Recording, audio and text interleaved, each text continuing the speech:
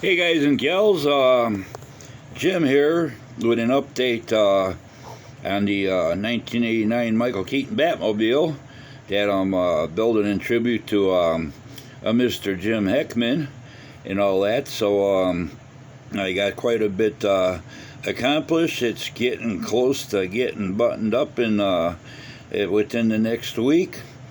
So I thought I'd go over some things in that and all that. Before I get going, there's an old saying Mr. Henry Ford had when it comes to hot rods. You can have any color you want as long as it's black.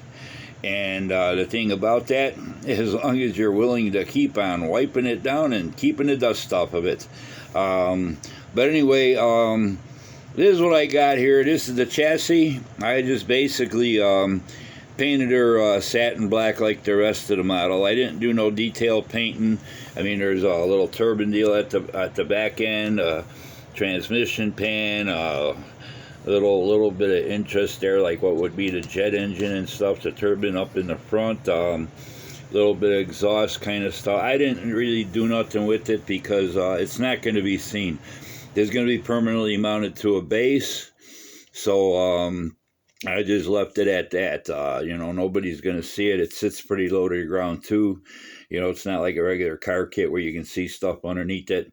I got my hole poked through to pass my wires through the car, through the base and underneath and everything. So that's what I got with that.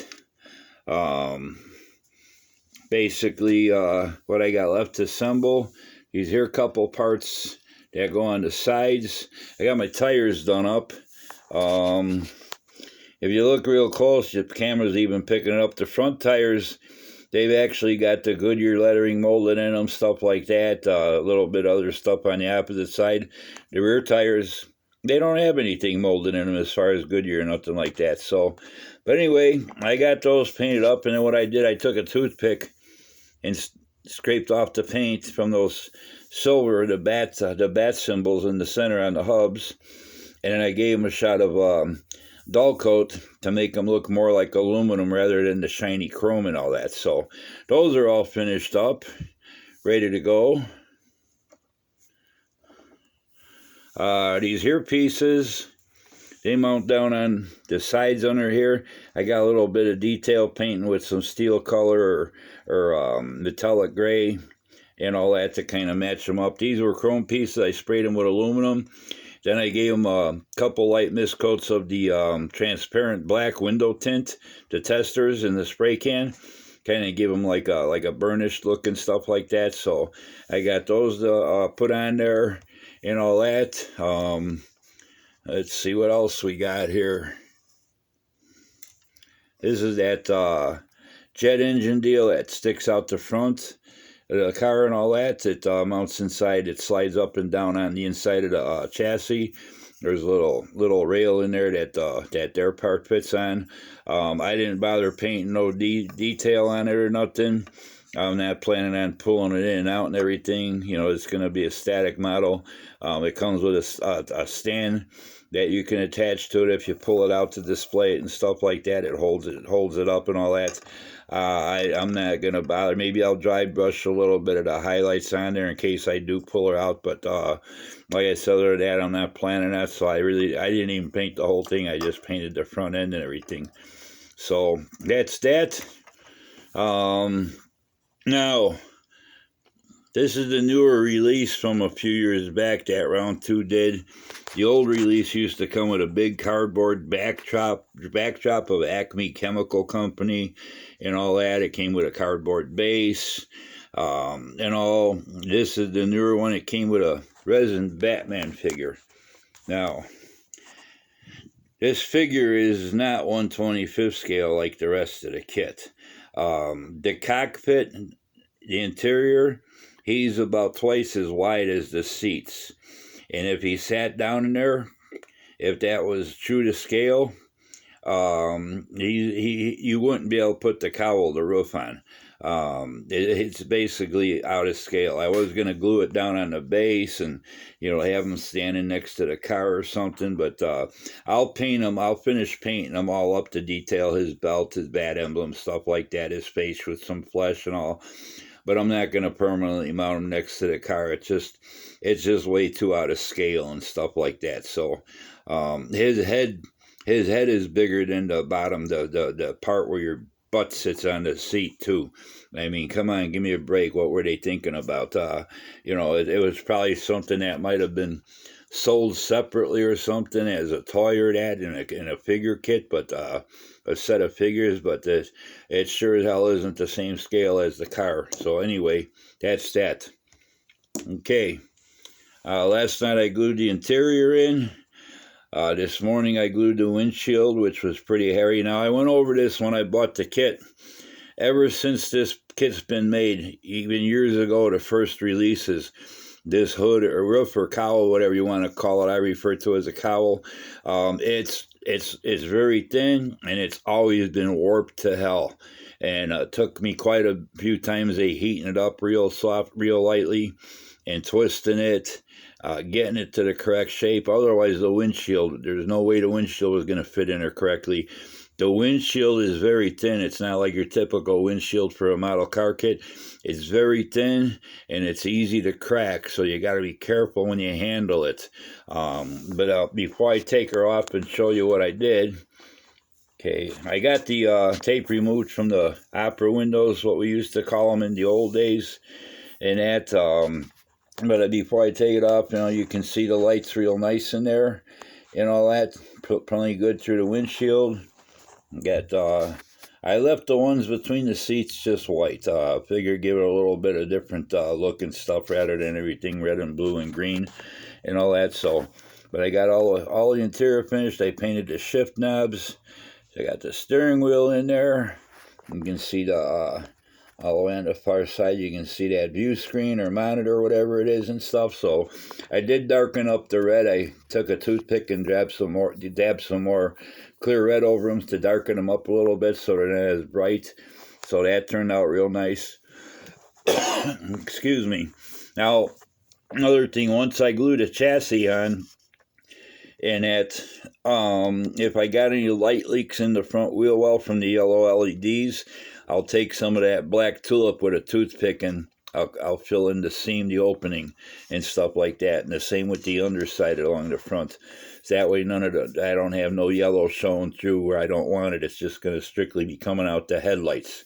So, I got the, I don't have the flicker LEDs hooked up to this because it's going to be getting mounted on the base in the next couple days. So until I permanently wire it, I just left that out of there for now. But it's, you know, everything's still the same like it was. Now, as far as the cowl, it's a pretty decent fit. I'm going to pop her off.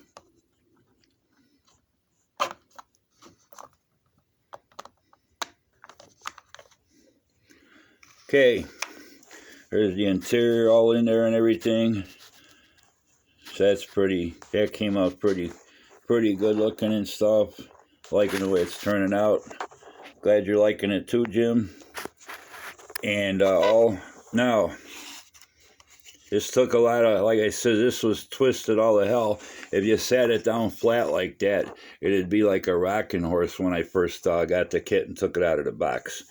The windshield is very thin. I did remove the black window tint on there with my bug and tar remover, then rinsed it off with soap and water to clean all the residue from that off of there. It took me about 2 minutes with the bug and tar remover to take the window. It was sprayed from the inside, but it after a few coats, it started giving me that orange peel look, and I just didn't like it. So anyway, on the center post, there is a little indentation in the clear part that fits over that center post. So what I did, it's the window. It was a lot it wasn't spread out the same width as the cowl was. So I glued that center with canopy glue. I let it dry. Once that was dry and I knew it wasn't going to come loose, I took and I C-clamped the back corner. And there's not a lot of edge of the window that fits over the inside of the cowl. It's basically almost, other than up along the top, the bottom is almost flush with the edge of the cowl. So what I did after I C-clamped or not C-clamped, I used spring clamps, small ones. I did the back two corners. I just took canopy glue, and I didn't put it on the windshield, between the windshield and the cowl part. I just edge glued it, put the canopy glue along the edges, and let that set up. And then I did the same thing along the outer edge. I spread some canopy glue along there. Now, I didn't get none up right in the very front where it curves, because there's still a little bit of gaps. It's not, it doesn't really conform to this cowl and everything. So, and if you try to spread it and everything, you're going to start deforming the cowl, or else you're going to end up cracking the clear plastic part. So, but it doesn't look bad. You don't see the gaps when the models, when the cowl's on the model and stuff, But yeah, it's a little tedious working with this and stuff. And like I said, it's the same issue this kit's had. Whether the first release was 10 years, 20 years ago, it's been the same issue ongoing. This cowl part is so thin and flimsy, it's just warped out of shape so bad. And if you don't straighten it, you try to glue the window in there, and if the cowl wants to try to straighten itself out, you're only going to get a couple cracks in that window glass. So you want to be real careful with that.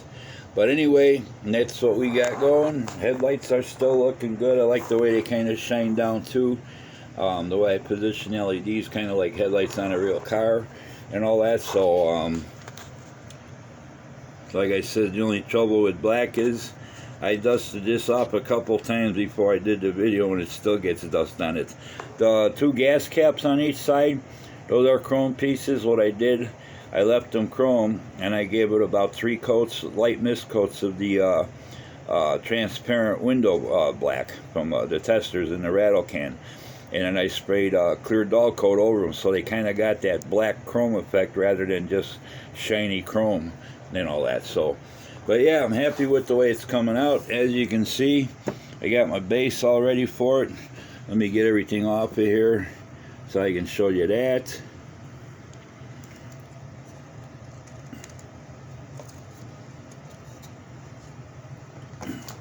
Basically, my typical base out of 1x2 select boards. They don't have no twist, warpage, or knots in them and all that. They're a little bit more expensive, but that's what I like to use for my base. Piece of plywood I got on the top. It's actually hobby plywood. They sell at Menards. They carry it at my Ace Hardware in town where I shop and all that. It's a 6-inch by 12-inch piece. It's pretty decent size. It's not much bigger than the area that the model takes up. So, made my frame. What I do, my base, I edge glue some support inside the framework to glue the plywood to. And what I do now, even though this model isn't something like a Star Wars or Star Trek model where it's suspended up off the base, I still glue a piece of wood across where my brass tube will go through.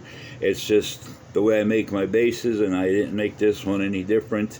Once I drill through, I'll insert my brass tube in there, 5-minute epoxy and everything. Then I take a couple pieces of scrap wood. I got my little compartment where the battery will fit inside, and then you just grab the battery holder, the plug in, and yank it out. Got my on and off switch. That I do, and all that. And I always mark on the bottom of the base what the model is and everything like that. So, but anyway, that's pretty much my base. How I go. All this is just scrap plywood and stuff like that. Little sheets of scrap hobby plywood and all. So that's good. That's it. Pretty much where I'm at. Probably not going to do any more videos as far as updates, because basically I don't have much left to do with the model. I'll be working getting the base done up. I printed out some Batman emblems, googled some Batman logos and that, and printed them out, shrunk them down, then printed them on cardstock. I'll cut the Bat logo out and I'll glue it in the base like I do my Star Wars kits and all that. So that's what we got going on now. So anyway, hope you guys have been enjoying following along with this build. If anybody's interested in lighting a car kit, you know, there's different ways you can do it. Different car kits you'd have to light a little differently, like I explained yesterday. If you're got an engine compartment, you have to use different style LEDs, things like that. But basically it's the same principle and all that. You know, just figure out the best way to fit the LEDs and stuff like that in, and what you want to run it, whether it's 9 volts, 12 volts. If you want to go with AA batteries, you can wire them up for 3 volts, but I don't normally do that. 9 volts is the lowest I go as far as a battery and stuff like that. But that's where I'm at. So hopefully this has been helpful to some of you guys. I know Jim's been really liking this build and stuff. He says it looks better every time he sees it. So anyway, till the next time, thanks to all my subscribers, thanks to all my new subscribers, thanks for hitting the like button, thanks for all the great comments you guys been leaving me. And hopefully everybody has a good holiday season. It's getting close to that day, so hopefully everybody's being good, so Santa brings you a lot of model car kits to build. And stay safe out there, and we'll talk to you soon, probably with the next video when it's complete in another couple days. So till the next time, take care and have a good one. Bye.